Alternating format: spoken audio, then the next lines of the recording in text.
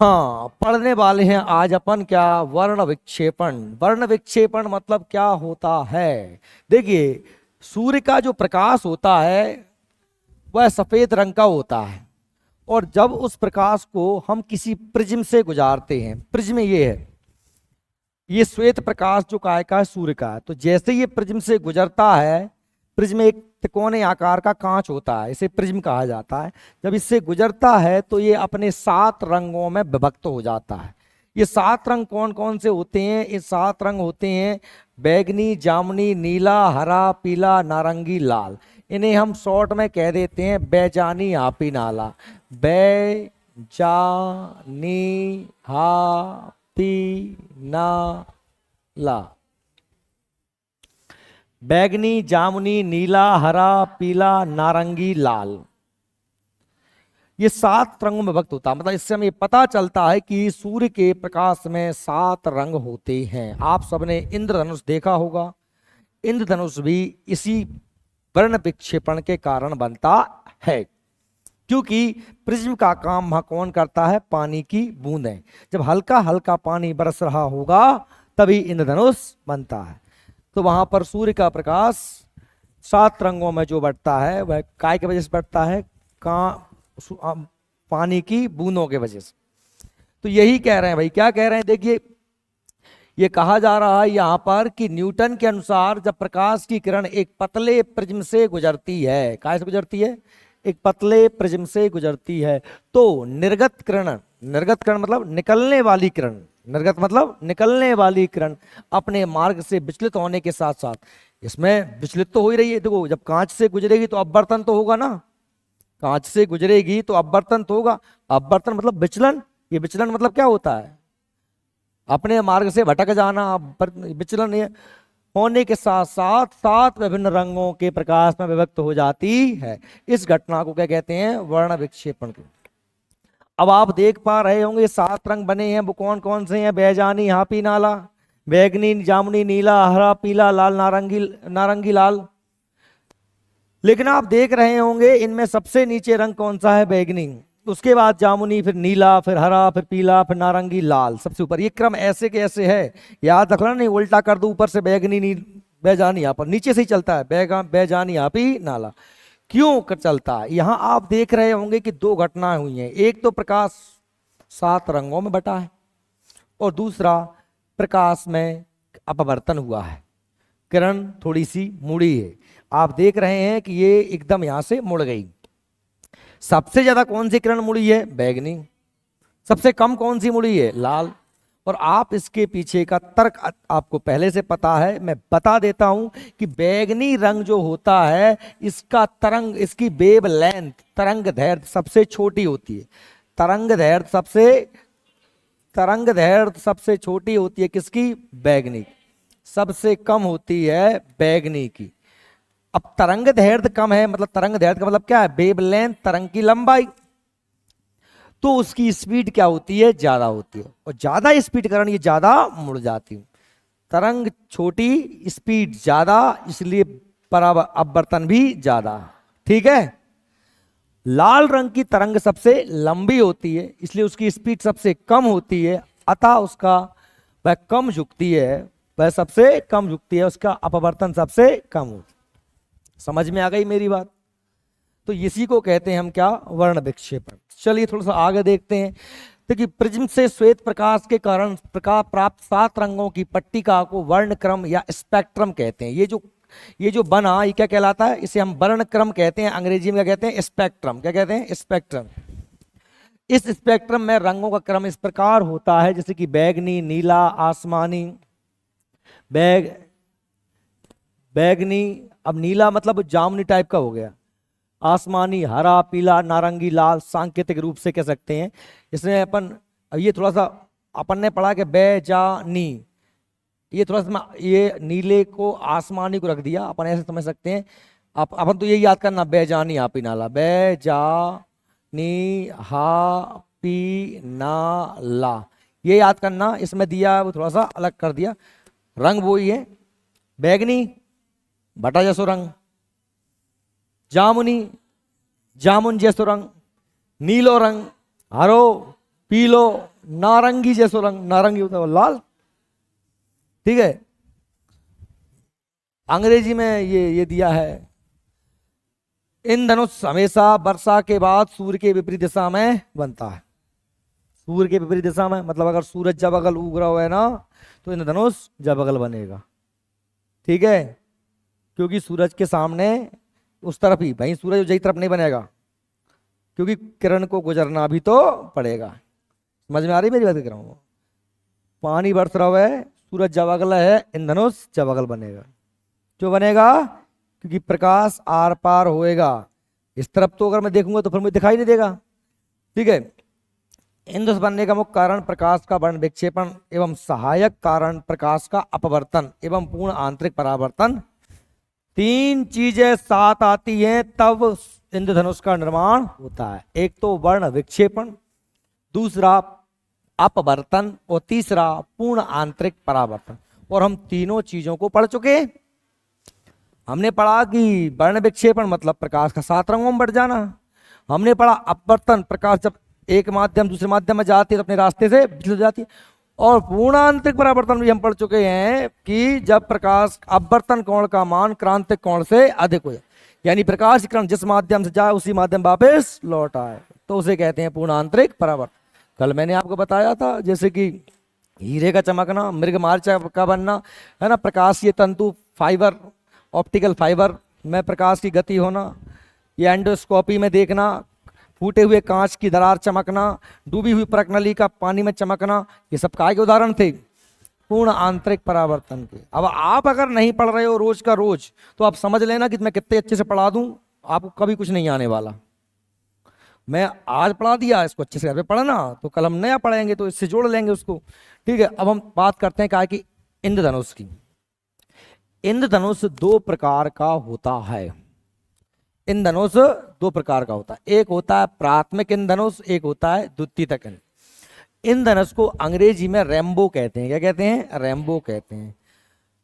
इंद्रधनुष तो आपने देखा होगा, पर इंद्रधनुष में मैंने कहा कि 2 चीजें हैं प्रकाश, एक प्राइमरी रेम्बो, सेकेंडरी रेम्बो, प्राथमिक इंद्रधनुष, द्वितीयक इंद्रधनुष। हिंदी में भी बता दिया, अंग्रेजी में बता दिया।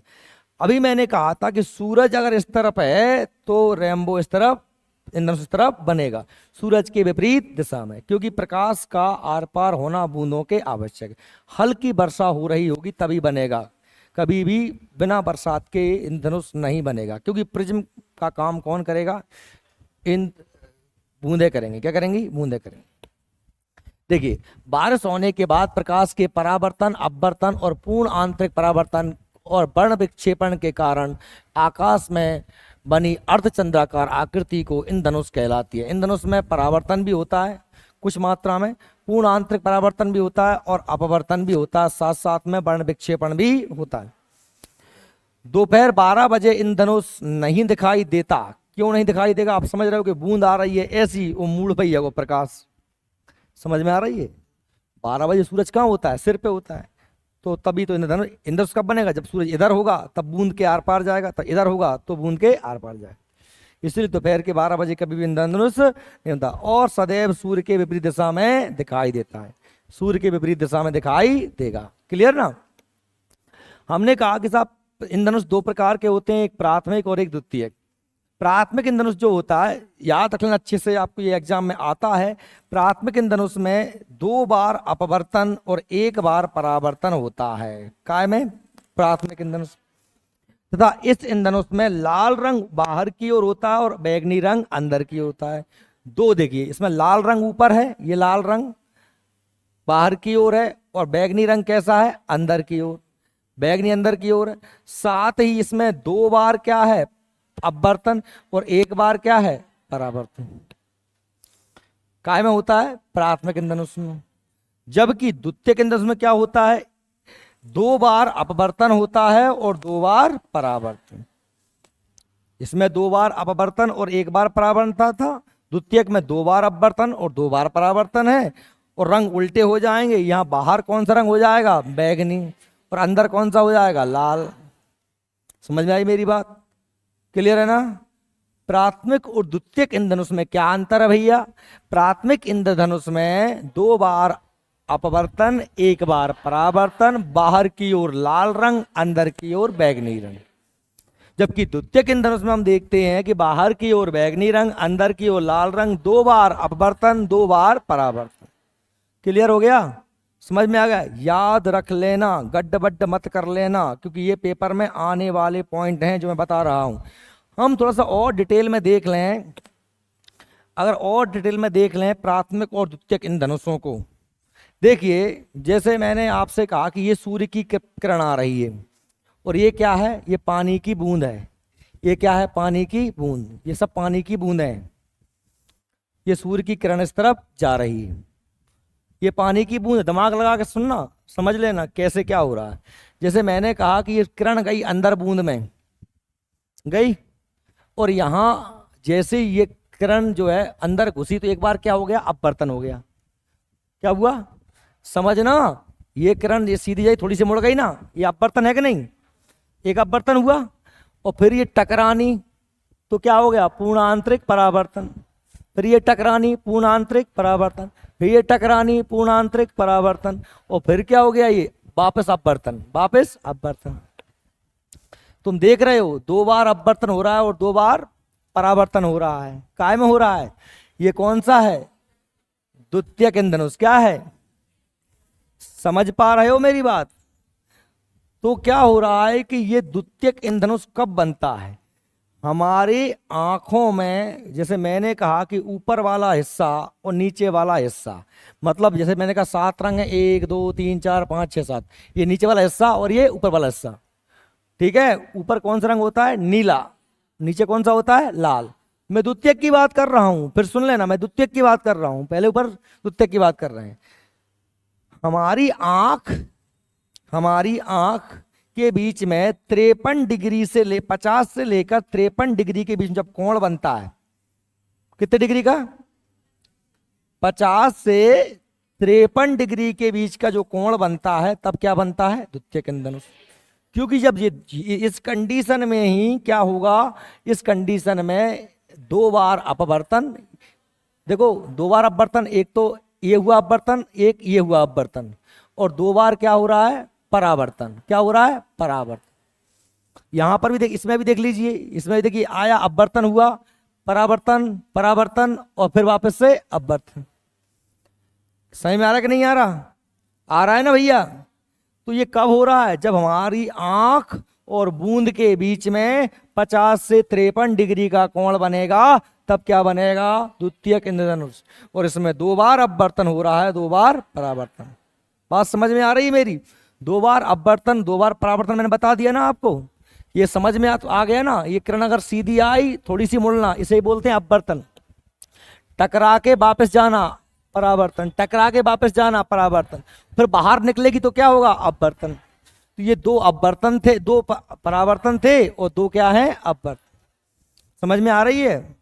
तो भैया ये कब बनता है? जब आंख और बूंद के बीच में 50 से 53 डिग्री का क्या बने? कोण बने। ऐसी कंडीशन में क्या होता है? 2 बार अपवर्तन, 2 बार परावर्तन। ऐसी कंडीशन में क्या होता है? बैगनी रंग ऊपर होता है, लाल रंग नीचे होता है। ऐसे इंधनुष को हम क्या कहते हैं? द्वितीयक। क्या कहते हैं? ओके, अब सुनो, अब हम प्राथमिक को देख लेते हैं। हमने कहा प्राथमिक में क्या होता है कि देखिए, जब हमारी ये जो प्राथमिक का बना देता हूं भैया मैं, जब ये हमारा 42 डिग्री का कोण बना, क्या हुआ कि प्रकाश की किरण आई तो क्या हुआ भैया? यहां पर अपवर्तन हुआ अपवर्तन। समझ आ रहा है? अपवर्तन हुआ, और यहां पर टकरा के वापस आई तो क्या होगा? परावर्तन। और फिर क्या होगा? अपवर्तन। तो आप देख पा रहे हो 2 बार क्या हुआ है? अपवर्तन, और 1 बार क्या हुआ है? समझ में आ रही है? या नीचे वाले में देख लो, प्रकाश की किरण आई तो आते ही टेढ़ी हुई, क्या हुआ? अपवर्तन। और यहां से टकरा के वापस लौटी, क्या हुआ? परावर्तन। और बाहर निकली तो फिर क्या हुआ? अपवर्तन। तो ये क्या हो रहा है यहां पर? देख पा रहे हो तुम? 2 बार अपवर्तन और 1 बार परावर्तन। काय में होता है? प्राथमिक इंधनुष में होता है। क्या होता है? और आप देख रहे हो ऐसा कब होगा, जब हमारी आंख और बूंद के बीच में 40 से 42 डिग्री का कोण बनेगा। 40 से 42, समझ में आ रही बात? 40 से 42 डिग्री का कोण बनेगा तो प्राथमिक इंद्रधनुष बनता है, और 50 से 53 डिग्री के बीच कोण बनेगा तो प्राथमिक इंद्रधनुष में 2 बार अपवर्तन 1 बार परावर्तन, द्वितीयक इंद्रधनुष में 2 बार अपवर्तन 2 बार परावर्तन। प्राथमिक इंद्रधनुष में ऊपर कौन सा रंग होता है? लाल, अंदर कौन सा होता है? बैगनी, और द्वितीयक में ऊपर होता है बैगनी, अंदर होता है रट। ऐसा तो नहीं लग रहा कि केवल रटा गया हो, ऐसा तो नहीं लग रहा कि केवल हमने रट लिया है, ऐसा हमने समझ लिया है ना ये कि क्यों हो रहा है 2 बार अपवर्तन 2 बार परावर्तन। समझ में आई ना बात आपको? अब ये है वास्तव में पूर्ण आंतरिक परावर्तन। क्या हो रहा है यहाँ पर? देखो किरण आई, टकरा के वापस लौटी, तो पूर्ण आंतरिक परावर्तन है ना। अब पूर्ण आंतरिक हुआ हो चाहे कैसे है तो परावर्तन ही ना, इसलिए मैं केवल परावर्तन ही कह रहा हूं, नहीं तुम सोच रहे हो हर बार पूर्ण आंतरिक परावर्तन कहूं। याद रखने के लिए हम केवल उसको क्या कह रहे हैं? परावर्तन।